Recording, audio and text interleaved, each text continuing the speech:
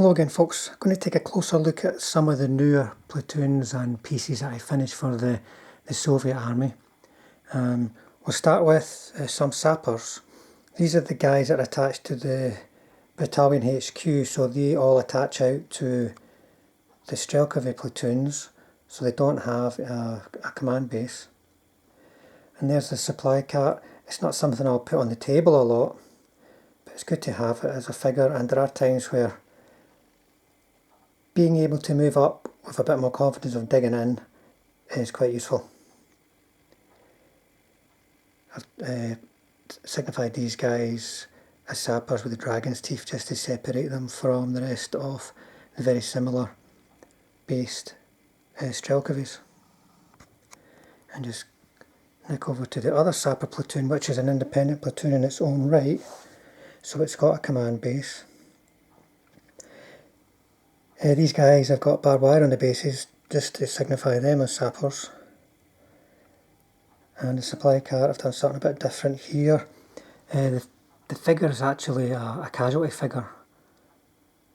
It's supposed to be falling back, but it works quite well as somebody holding a horse. And then we've got my turn counter, which is something I just kind of felt I wanted to do for the army. Turn counters are quite important with so many different rules about this turn and that turn, and I usually forget what turn I'm on. So I've got this themed to match the bases on my two platoons and my planned third platoon, which will be an urban basis. I've got nice bold coloured numbers on the side just so it helps explain what it is. Though some people might still not understand. When I showed it at the tournament on the weekend, some people thought it was a casualty counter, but there is not really any need for that. These guys, that's how I can use it for my tankovy.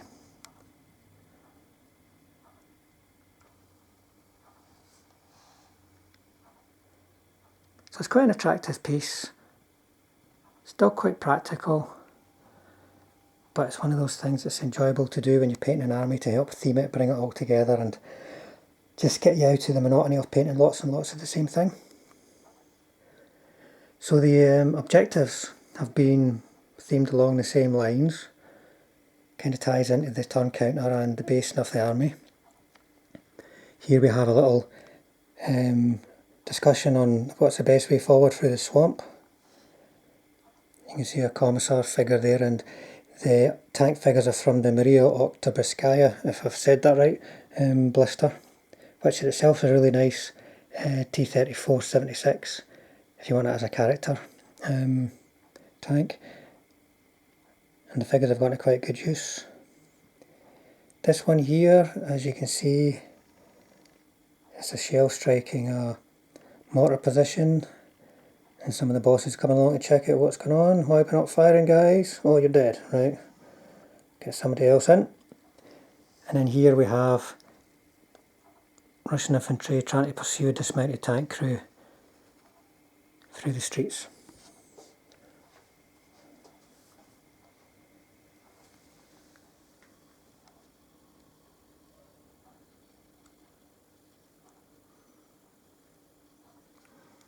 And things like that just helped finish off the army in my mind, to make it something nice to present, something in the way of painting that was a little less challenging than more of the same, So you could take a break from the big platoons, do a little bit on this, a little bit on that,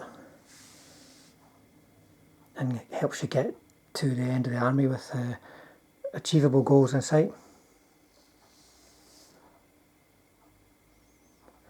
Well, that's my Russian Strelkovy, folks. It's doing quite well for me so far. It's not lost many games at all. And as I get more into the habit of playing the games, the missions and such like, I'm confident it can continue to do well. Next, I think I'll have to do all those tanks. See you again soon, folks.